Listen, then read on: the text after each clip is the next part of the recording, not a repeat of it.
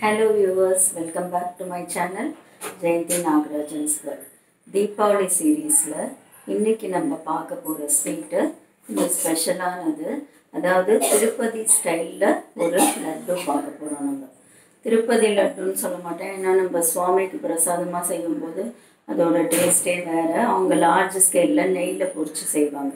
இது திருப்பதி ஸ்டைல்ல இருக்கிற லட்டு, ஹோம் ஸ்டைல்ல வீட்டில் இருக்கிற இன்க்ரீடியன்ட்ஸ் வச்சு சிம்பிளாக எப்படி செய்கிறதுங்கிறத நம்ம பார்க்க போகிறோம். அதே மாதிரி கொஞ்சமான குவான்டிட்டியில் ஒரு 10 லட்டு தான் வர மாதிரி நான் என்ன மெஷர்மெண்ட்ங்கிறத உங்களுக்கு சொல்லி காட்ட போகிறேன். வாங்க வீடியோக்குள்ளே போகலாம். சூப்பரான திருப்பதி லட்டு எப்படி செய்கிறதுங்கிறத நம்ம பார்க்கலாம்.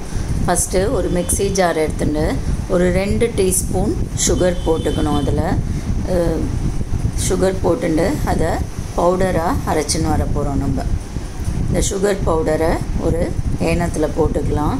நம்ம பூந்தி எந்த ஏனத்தில் கரைக்க போகிறோமோ அந்த ஏனத்தில் இந்த சுகர் பவுடரை போட்டுக்கலாம். இப்போ இந்த சுகர் பவுடரோட ஒரு 2 டீஸ்பூன் அரிசி மாவு, வீட்டில் இருக்கிற ஸ்டோர் பாட் அரிசி மாவே போதும்.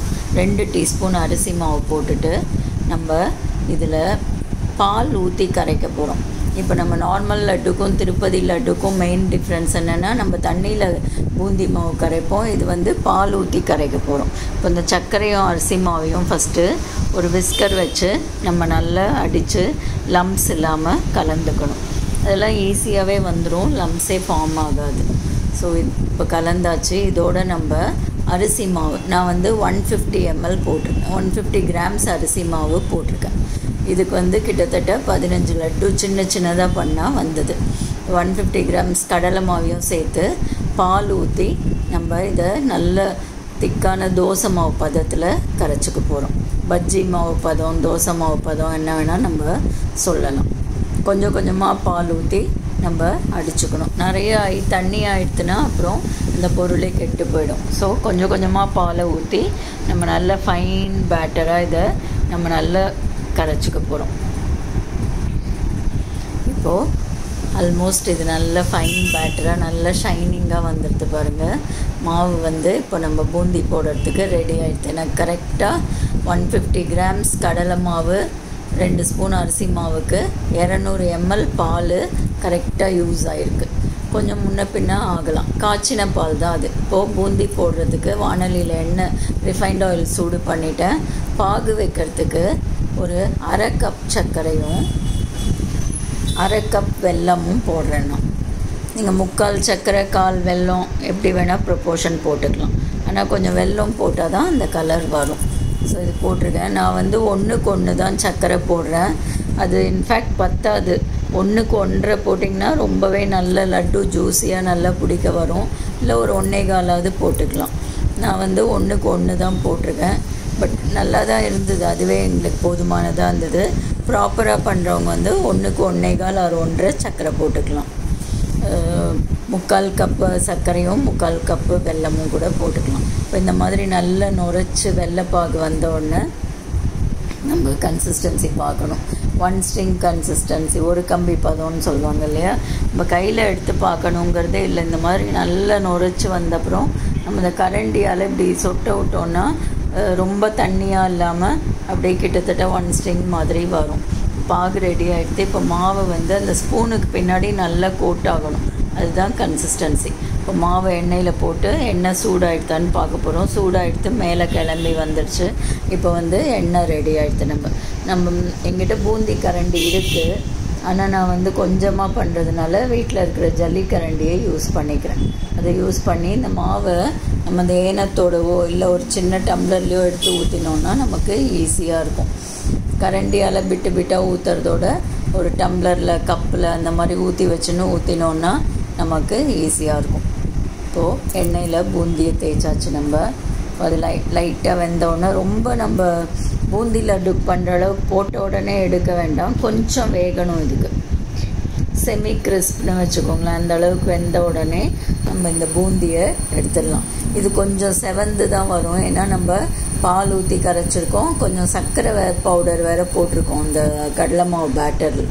ஸோ நம்ம கொஞ்சம் லைட் செவப்பாக தான் வரும். அதுதான் திருப்பதி லட்டோட கலர் இல்லையா. இந்த மாதிரி பூந்தி வானலியில் மிச்சம் இல்லாமல் எல்லாத்தையும் எடுத்துணும், இல்லாட்டா அது மட்டும் கருகி போய் தெரியும். இப்போ சர்க்கரை பாகில் எல்லா பூந்தியும் பொரித்து நம்ம போட்டாச்சு. எனக்கு ஒரு இடு வந்து கொஞ்சம் செவந்துடுத்து அடுப்பு அதிகமாக வச்சதுனால. பட் பரவாயில்ல, இது ப்ரௌனாக வரணுங்கிறதுனால அட்ஜஸ்ட் ஆகிடும். ஸோ இந்த பாகோட எல்லா பூந்தியும் நல்லா நான் கலந்துக்கிறேன். இதை வந்து நம்ம லைட்டாக ஆற விட போகிறோம். ரொம்ப ஆற வேண்டாம், அப்புறம் ஹார்டாகிடும். லைட்டாக வார்மாக ஆறினோன்னு ஒரு மிக்ஸி ஜாரில் போட்டு இதை பல்ஸ் பண்ணி எடுக்கணும். அதுதான் அடுத்த ப்ராசஸ். இப்போ வந்து கை பொறுக்கிற சூடுக்கு ஆறிட்டு இதை நான் ஒரு மிக்ஸி ஜாரில் கன்வெர்ட் பண்ணி, ரொம்ப நைஸாக மாவு மாதிரிலாம் அரைக்க வேணாம், ஒரு 2-3 பல்ஸ் விட்டால் போகிறோம். கொஞ்சம் பூந்தியும் தெரியணும், கொஞ்சம் மிக்ஸும் ஆகிருக்கணும். புட்டு மாதிரி கொஞ்சம் புட்டு மாதிரி ஆகிருக்கும், சில இடத்துல பூந்தியும் தெரியும். இப்போ இந்த மாதிரி நம்ம ஃபுல்லாக பல்ஸ் பண்ணி எல்லா பூந்தியும் பல்ஸ் பண்ணி எடுத்துட்டாச்சு. நீங்கள் இது பார்த்தீங்கனாலே தெரியும், ஃபைன் பவுடராகவும் இருக்குது, அங்கங்கே பூந்தியும் தெரியுது பாருங்கள். இனிமேல் இதுக்கு சேர்க்க வேண்டிய சேர்மானங்கள் சேர்க்கணும். ஃபஸ்ட்டு சுக்கும் ஏலக்காவும் கலந்த பவுடர் நான் சேர்த்துருக்கேன். உங்கள்கிட்ட வெறும் ஏலக்காய் இருந்தால் அது கூட சேர்த்துக்கலாம். அடுத்தது பச்சை கற்பூரம், இது ரொம்ப முக்கியம். இதுதான் அந்த கோயில் ஃப்ளேவர் வரும். அதை வந்து ஒரு சின்ன பிட் எடுத்து கையில் நல்லா பவுடர் பண்ணிவிட்டு அதுக்கப்புறம் அதை நம்ம சேர்த்துக்கணும். அடுத்தது டைமண்ட் கல்கண்டு உங்களுக்கு எவ்வளோ வேணுமோ அதுக்கேற்ற மாதிரி போட்டுக்கோங்க. அடுத்தது முந்திரி திராட்சை ஏற்கனவே ஃப்ரை பண்ணி எடுத்து வச்சுருந்ததுனால ஈஸியாக இருக்குது இப்போ லட்டுக்கு போடுறதுக்கு. இதோடு சேர்த்து நம்ம ஒரு 2 டீஸ்பூன் நல்ல நெய் ஊற்றிக்கணும். ஆக்சுவலாக திருப்பதியில் வந்து நெய்யில் தான் பொரிப்பாங்க. நான் ரிஃபைண்ட் ஆயிலில் பொரிச்சதுனால இப்போ ஃபைனலாக மிக்ஸ் பண்ணும்போது வாசனைக்காக 2 டீஸ்பூன் நெய் சேர்த்துக்கிறேன். இப்போ எல்லாத்தையும் நம்ம நல்ல கையை வச்சு நல்லா மிக்ஸ் பண்ணிக்கணும்.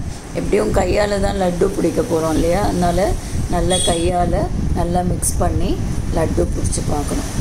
இப்போ கரெக்டாக தான் வந்திருக்கு எனக்கு. இன்கேஸ் உங்களுக்கு வரல, ரொம்ப உதிரியாக இருந்ததுன்னா லைட்டாக கொஞ்சோண்டு ஒரு டீஸ்பூன் பால் ஊற்றி நீங்கள் மிக்ஸ் பண்ணிக்கலாம். ஒன்றும் தப்பு கிடையாது, கெட்டெல்லாம் போகாது பால் ஊற்றுறதுனால. ஒரு டீஸ்பூனோ 2 டீஸ்பூனோ பாலை ஊற்றி மிக்ஸ் பண்ணிவிட்டு நீங்கள் பிடிச்சிங்கன்னா நல்லா ஜூஸியாக வரும். இப்போ நம்ம எல்லா லட்டுவும் பிடிச்சாச்சு. எனக்கு இந்த 150 கிராம் கடலை மாவுக்கு சின்ன லட்டுவாக ஒரு 15 லட்டு வந்திருக்கு. உங்களுக்கு ஒரு எக்ஸாக்டாக 10 போகிறோன்னா 100 கிராம்ஸ் கடலை மாவு போட்டிங்கன்னா 10 லட்டு கரெக்டாக வரும் நமக்கு. இப்போ கொஞ்சமாக பண்ணுறது தான் பெரிய டாஸ்க்காக இருக்குது. வர சமையலும் சரி ஸ்வீட்ஸும் சரி நிறையா ஆகிடுது இல்லையா, கொஞ்சமாக பண்ணுறது எப்படிங்கிறத சொல்கிறதுக்கு தான் இந்த வீடியோ நான் போட்டிருக்கேன். இப்போது திருப்பதி லட்டு கிட்டத்தட்ட அந்த கலரில் நல்ல டேஸ்ட்டாக ஃப்ளேவர்ஃபுல்லாக ரொம்ப நல்லா ரெடி ஆகிடுது. டேஸ்ட் வைஸ் ரொம்ப நல்லாவே இருந்தது. நீங்களும் ஒரு தடவை உங்களுக்கு இன்ட்ரெஸ்ட் இருந்தால் இந்த மாதிரி ட்ரை பண்ணி பார்க்கலாம். கொஞ்சமாக ட்ரை பண்ணோன்னா நமக்கு ரொம்ப சிரமம்னு தெரியாது. தேங்க்ஸ் ஃபார் வாட்சிங். Happy Deepavali to one and all. Please subscribe to my channel.